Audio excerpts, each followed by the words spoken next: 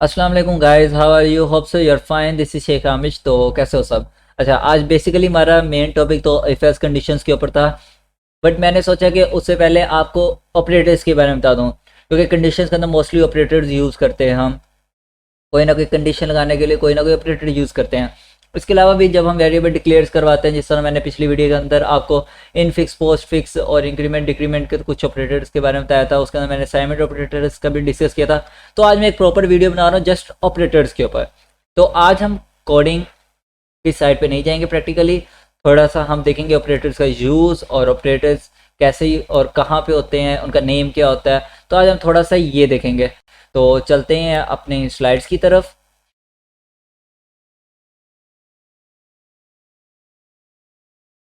It will take few seconds because मैंने Google के ऊपर आज पावर पॉइंट ओपन किया हुआ है।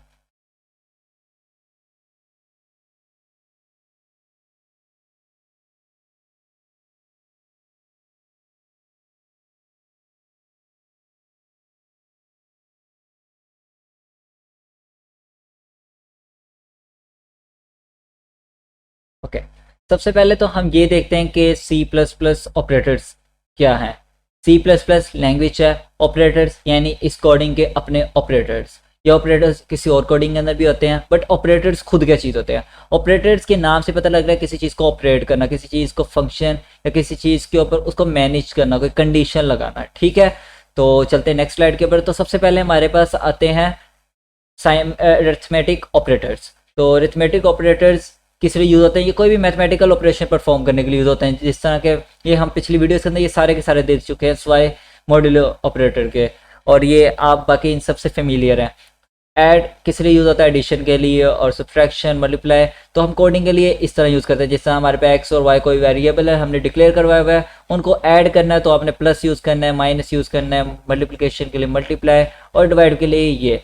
और ये जो आपके पास इंक्रीमेंट डिक्रीमेंट ऑपरेटर हैं, ये जिस तरह के यहाँ पे प्रीफिक्स और ये भी प्रीफिक्स है, ये मैंने पिछली वीडियो के अंदर काफ़ी डिटेल से बता दिए हैं, बट मैं यहाँ पे बता देता हूँ कि प्लस प्लस इसलिए यूज़ होता है कि एक्स के अंदर 1 का इंक्रीमेंट कर दें। माइनस माइनस इसलिए यूज़ हो रहा है कि एक्स के अंदर माइनस कर दें 1 वैल्यू को। तो ये प्रीफिक्स है, तो ये पहले उसके अंदर क्या करेगा? ऐड करेगा, देन वैल्यू इनिशियलाइज कर देगा एक्स को। ओके, तो मेन चीज़ हमारे पास आ रही है मॉड्यूलो ऑपरेटर। तो मॉड्यूलो ऑपरेटर सॉल्व करके देख लेते हैं कि ये होती क्या चीज़ है। सॉरी, नेक्स्ट स्लाइड आ गई।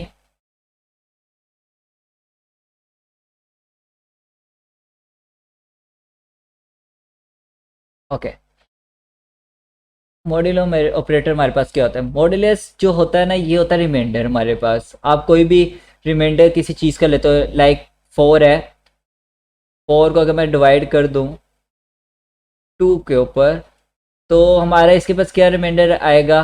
0 आएगा, क्योंकि 2 2 और 4 और रिमाइंडर क्या आया नीचे? 0। तो ये होता है मॉड्यूलस। अब हम इसको कोडिंग में कैसे यूज़ करते हैं? जिस तरह के x की वैल्यू क्या है? 4, ठीक है, और दरमियान में मैंने लगा दिया मॉड्यूलो ऑपरेटर, और y की वैल्यू क्या है? 2। तो ये आंसर मुझे क्या देगा? ये आंसर मुझे देगा 0। ऑफ सो आप ये अंडरस्टैंड कर रहे होंगे, क्योंकि इतनी अच्छी राइटिंग नहीं आती, but I try my best. तो मॉड्यूलो ऑपरेटर इस काम के लिए यूज़ होता है। तो बाकी इसमें अरिथमेटिक ऑपरेटर्स में कोई मुश्किल नहीं है। अरिथमेटिक के नेम से पता लग रहा है कि अरिथमेटिक फंक्शंस जो परफॉर्म करते हैं, यानी कि मैथमेटिकल ऑपरेशंस, उनको अरिथमेटिक ऑपरेटर्स कहते हैं। नेक्स्ट हमारे पास आते हैं असाइनमेंट ऑपरेटर्स।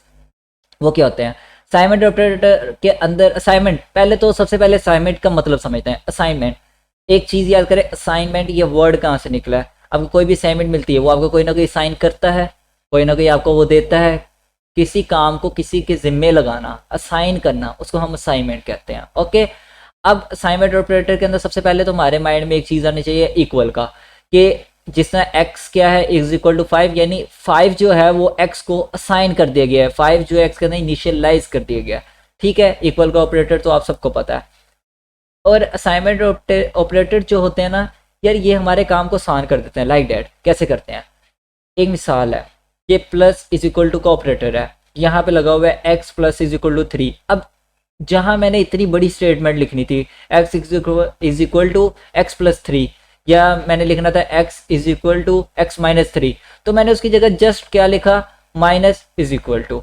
कहने का मतलब ये कि अगर हमने उसी वेरिएबल में से कोई ना कोई वैल्यू माइनस या सब्ट्रैक्ट करवानी हो या ऐड करवानी हो, मल्टीप्लाई करवानी हो या मेरे को मॉड्यूलस लेना हो, तो हम वो कैसे कर सकते हैं। ठीक है, इसी तरह हमारे पास एंड इक्वल टू का और ये क्या कहते हैं और एंड, उसके अलावा हमारे पास नॉट, इनके आ जाते हैं फंक्शंस। ये इंशाल्लाह मैं आपको कोडिंग के अंदर नेक्स्ट वीडियो के अंदर जब हम इफ़ की कंडीशंस लगाएंगे उसके अंदर बताऊंगा। ओके, मेन हमारे पास इस ये इतना यूज़ भी नहीं होता है, तो मेन हमारे पास ये सेकंड ये वाले आ जाते हैं, सेकंड लास्ट और लास्ट वाला, कि ये किस काम के लिए यूज़ होते हैं। इसको हम कहते हैं राइट शिफ्ट, इसको हम क्या कहते हैं left shift is equal to. Okay, ये राइट शिफ्ट क्या होती है। अब एक मिसाल है, यहाँ पे राइट शिफ्ट क्या लग रहा है, 3 का राइट शिफ्ट लग रहा है और मैं x को वैल्यू दे देता हूँ 5। ठीक है, अब ये कैसे यूज़ होगा, मैं एक सेकेंड पेन ओपन कर लेता हूँ। अब ये कैसे यूज़ होगा, x की वैल्यू क्या है 5, तो और शिफ्ट क्या लगा 3, 5 का जस्ट वेट अ सेकेंड, मैं पेन ओपन करना। दरअसल आज ये गूगल के ऊपर मैंने पावर पॉइंट ओपन किया हुआ है, मेरे रियल पावर पॉइंट में कुछ इशू आ रहा था, तो पता नहीं उसके बाद क्या हो गया।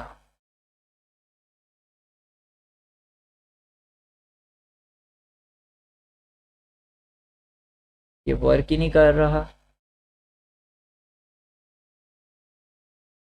ओके, ठीक है, वर्क कर रहा। तो हमारे पास ये था राइट शिफ्ट और x की वैल्यू क्या है हमारे पास, वो है 5। x की वैल्यू है हमारे पास 5, तो 3 का शिफ्ट है। जब राइट शिफ्ट होता है ना, तो 5 को हाफ कर लो तो हमारे पास क्या आंसर आता है 2.5, तो राउंड ऑफ करके हम उसको 2 लिख लेते हैं। ठीक है, 3 का शिफ्ट है यानी 1 शिफ्ट हो गई। अब नेक्स्ट शिफ्ट क्या होगी, सेकंड शिफ्ट। अब 1 का भी हाफ कर देंगे तो हमारे पास क्या आ जाएगा 0.5 और राउंड ऑफ करके क्या आ जाएगा 0, यानी कि अब इसका भी आगे हाफ करेंगे क्योंकि 3 शिफ्ट्स हैं।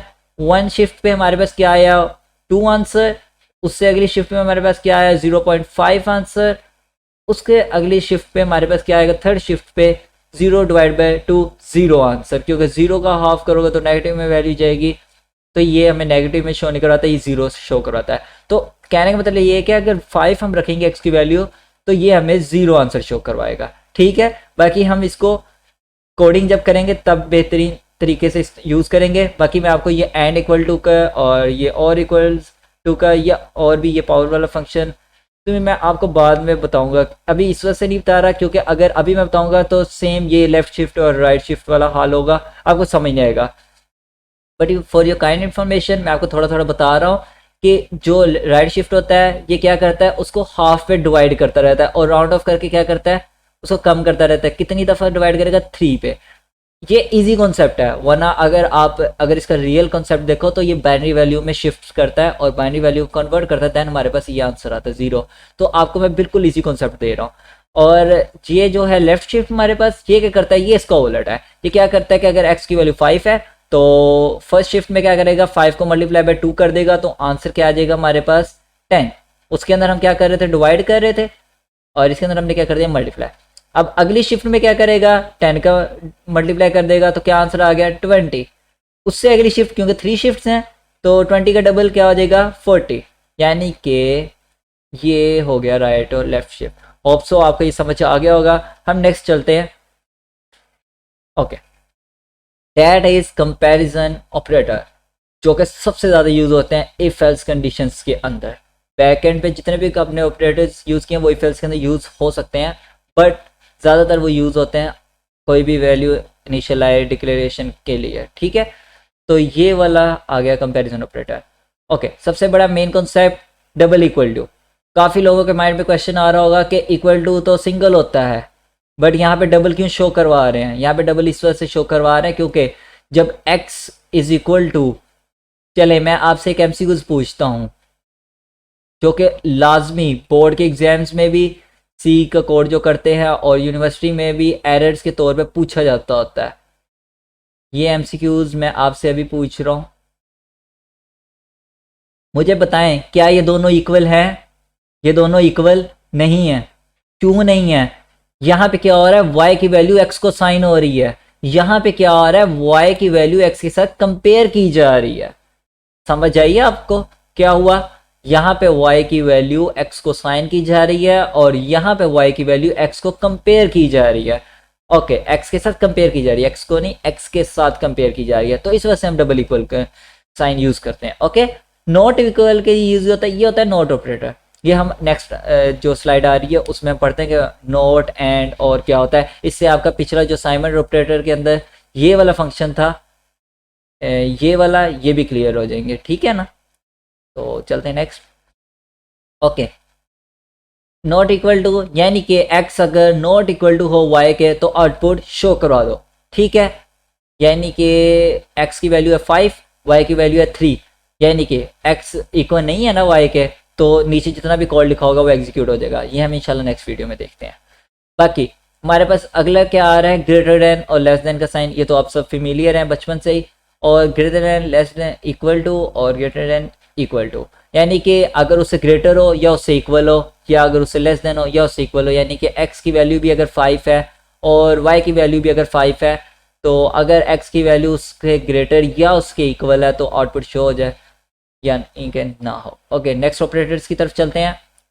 लॉजिकल ऑपरेटर्स, एंड और नॉट, हम फिजिक्स में भी पढ़ चुके हैं गेट्स के अंदर, और यहाँ पे कोडिंग के अंदर भी यूज होता है। तो क्या काम है इनका, फंक्शन क्या है लॉजिकल एंड का। पहले तो बात यह है कि हम यहाँ पे डबल एंड यूज करते हैं। अगर सिंगल एंड यूज करेंगे तो वो प्रीवियस असाइनमेंट ऑपरेटर की तरह परफॉर्म करेगा। ओके, इस तरह हम डबल और यूज करते हैं, और नॉट ऑपरेटर को आप सिंगल ही यूज करेंगे, ठीक है, क्योंकि नॉट ऑपरेटर के अंदर हम उसको असाइनमेंट ऑपरेटर को नहीं यूज करते।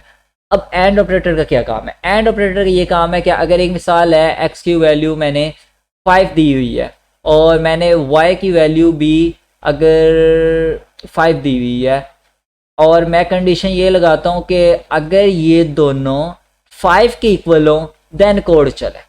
अगर इनमें से कोई एक भी किसी और के इक्वल हो तो ये कोड नहीं चलेगा। कब नहीं चलेगा, जब एंड लगा होगा। यानी कि दोनों की कंडीशन ट्रू होना लाजमी है, 5 होना लाजमी है, या कोई भी आप जो रखेंगे वो हम इंशाल्लाह कोडिंग के अंदर पढ़ेंगे। और ऑपरेटर के अंदर क्या होगा, जब यहाँ पे और लगा दूंगा तो इन दोनों में से किसी एक का भी 5 हो या दोनों का 5 हो, बस ये है कि दोनों कोई और वैल्यू ना हो तो चलेगा। कहने का मतलब ये तो 5 मैं एक एग्जांपल के तौर पे ले रहा हूँ। अब आप ये मत समझना कि कोडिंग के अंदर भी अगर 5 होगा तो एग्जीक्यूट होगा, कोई भी वैल्यू, बस कंडीशन अगर ट्रू है।